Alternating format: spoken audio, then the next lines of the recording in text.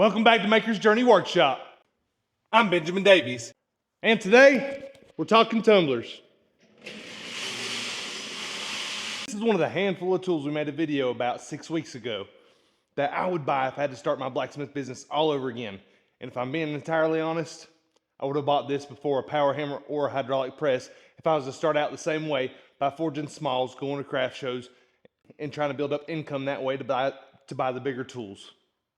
Starting out small as a one-man operation, each time that I could go buy a tool that would replace something that I had to do in the shop, I felt like I was gaining an employee in the shop to replace something that I had to do. And it would free me up to do things I enjoyed more, like forging. As soon as we bought our first power hammer, I felt like I got a striker that was ready to work anytime I was. Every time I'd hear a veteran blacksmith try to tell me about this machine and how it was just such a huge game changer and you could use it like a tumbler, I 100% thought they were trying to pull my leg and pull one over on me, like it was a greenhorn blacksmith prank. I didn't believe it for years. Finally, one weekend at a show in Greensboro, North Carolina, we had just left our job to do this full time. I talked to a blacksmith. He came and visited me several days over the 2 or 3 day show we did. I can't remember his name, but he forged broad forks, and this is what he swore by for doing all his tumbling. It knocks all the scale off. That very next week, I took some of my earnings from that show, found a mixer on Craigslist, got it purchased. I think my dad went and picked it up for me because it was pretty close to where he was. It's not the mixer you see here today, but it served me for several years before it finally gave up the ghost. But even though we didn't pick this thing up until November of last year, 2024, it's actually got a pretty interesting story for the short time it's been with us. And so I'm gonna stop there to tell you a little bit about this machine. We'd hit our holiday rush right around November, and we were struggling to keep caught up. And we were lacking on YouTube videos. I thought, you know what, this is be a great machine that I can make a video about. I can assemble in the evening and I can talk about it as we do it. But I had reservations. I'm not big on buying cheap tools. Hey, welcome if you're new to the channel or just returning. What we do here at Maker's Journey Workshop is show creative workarounds for the beginner who doesn't have all the tools. That's how we started years ago and finally built up to a shop that has all these tools that you see in the backdrop today. And so that's what I want to share and inspire for you. We're right in the middle of a 30 for 30 day challenge that we came up with about a week and a half ago. It's 30 YouTubes in 30 days. Our goal? To provide as much value as possible and bringing you some awesome tips and tricks that really help save you time and push you forward as you're starting out as a blacksmith trying to go into business for themselves.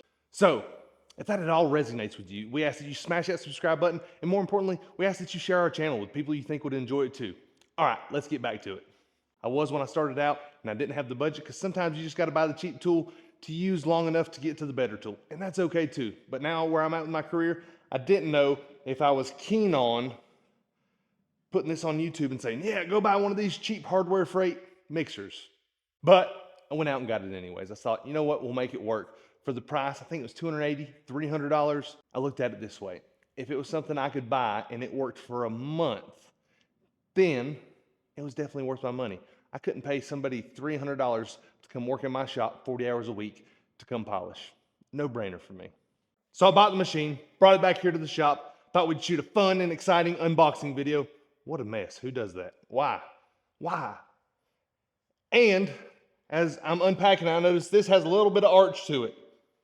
I was thinking, well, no big deal.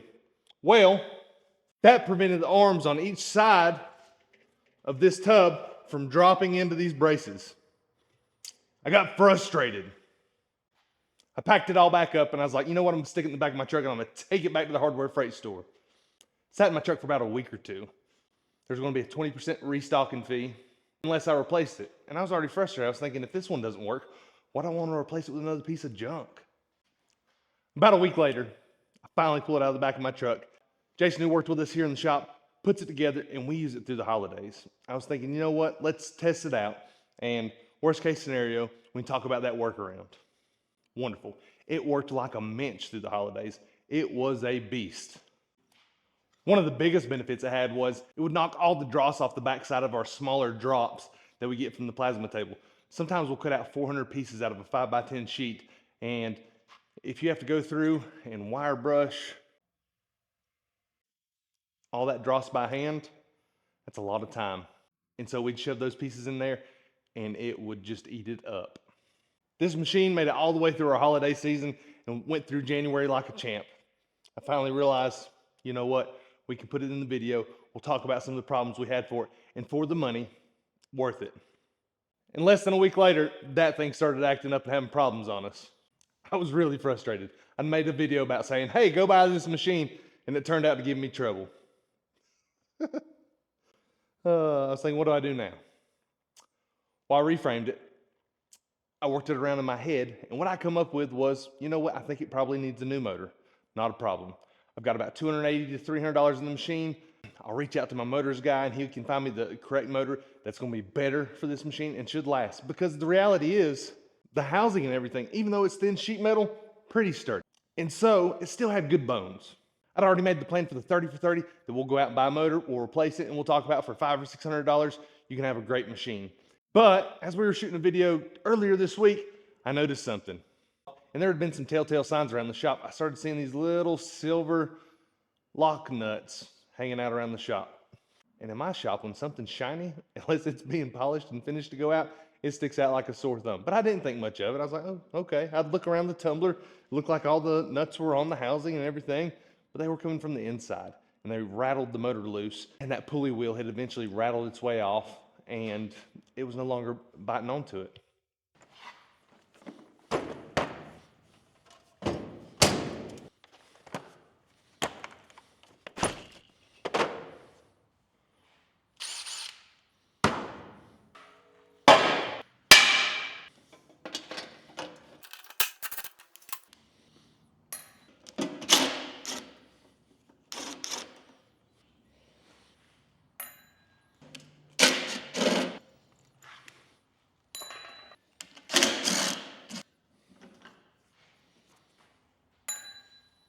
All right, we've got all our nuts and bolts out of the way, but let's be very careful as we take this off because we know that button is going to be attached to some wiring. Sometimes you don't have a whole lot of play before that stuff comes unconnected, so you don't want to go ripping it off and try to have to put it back together.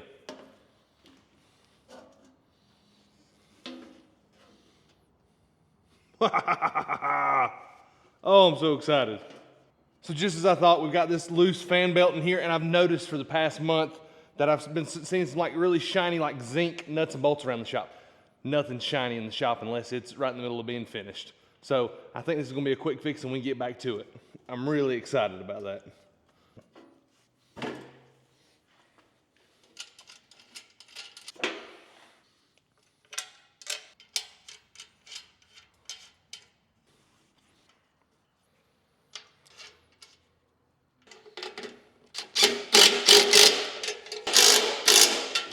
You know where that's going?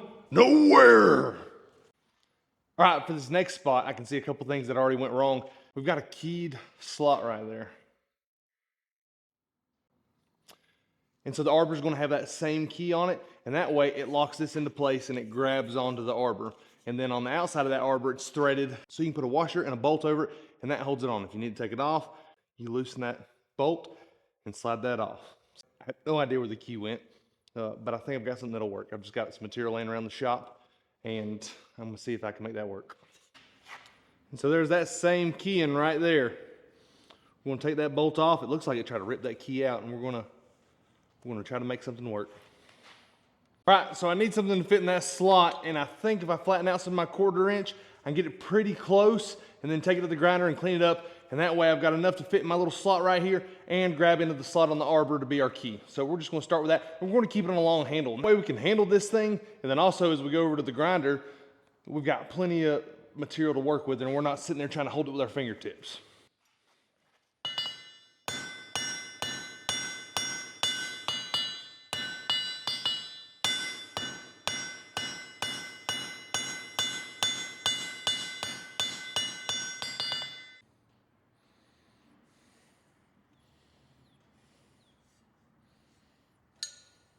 Yeah, I know beating metal cold, terrible, but I always think about efficiency. So just to heat that for that little bit, when I can smash it with the big hammer, I'm smashing it with the big hammer. We do have a snug fit. It does look like half of it goes down in the slot, and we've got enough material to grab onto the key for the arbor. And so now we're gonna go over to the grinder.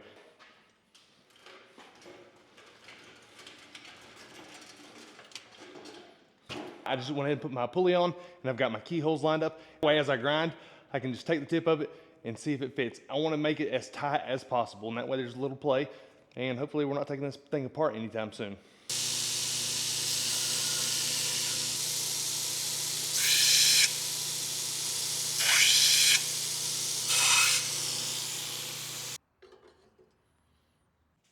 All right, we've got it to fit, and it fits in both things pretty snug. And what I'm gonna do now is I'm just gonna measure it, and I'm gonna cut it just a little bit short, and that way I can really tuck it in there with a center punch. And that way when I put my washer and bolt on top, that it's not protruding and interfering from me really anchoring this guy down. All right, let's knock that out real quick. I tightened it right up here on the center part.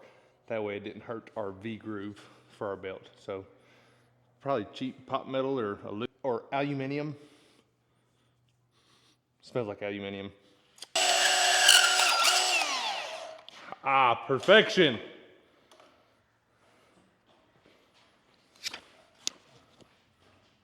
I would have never found that. I would have never found that had it failed. All right, a little cleanup on the grinder, and I think we're putting this thing back together and back to business.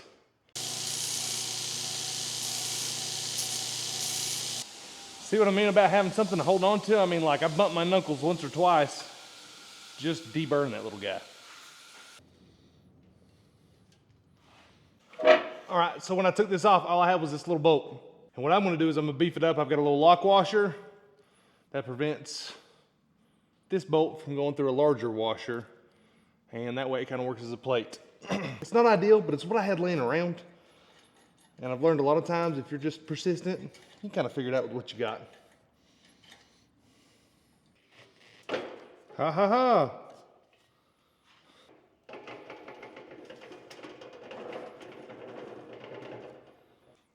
All right, moment of truth. Let's plug it up and give it a test before we put the housing back on it.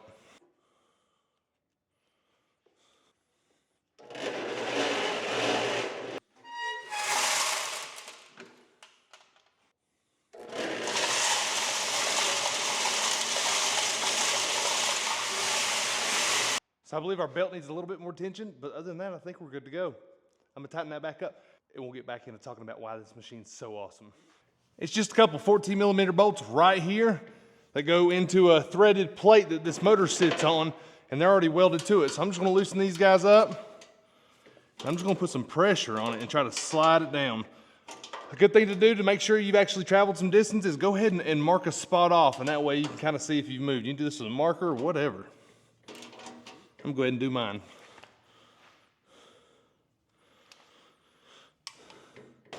Oh no, I ruined the paint.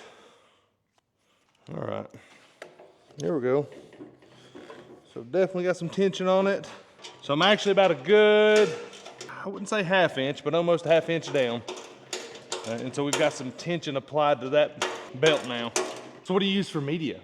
I typically just use drops around the shop. Yeah, that's it. Just cut-offs, odd shapes and sizes, and they do the trick. And we take the paddles out and we just put some 1-inch tubing in. The trick with the 1-inch tubing is you want to bolt it to the sides and you want it as close as possible so things don't get stuck underneath in between the housing and the tubing itself. And that just gives it enough to, like a little speed bump as it goes around, to bump your metal, and that way it'll tumble. That's it, pretty simple.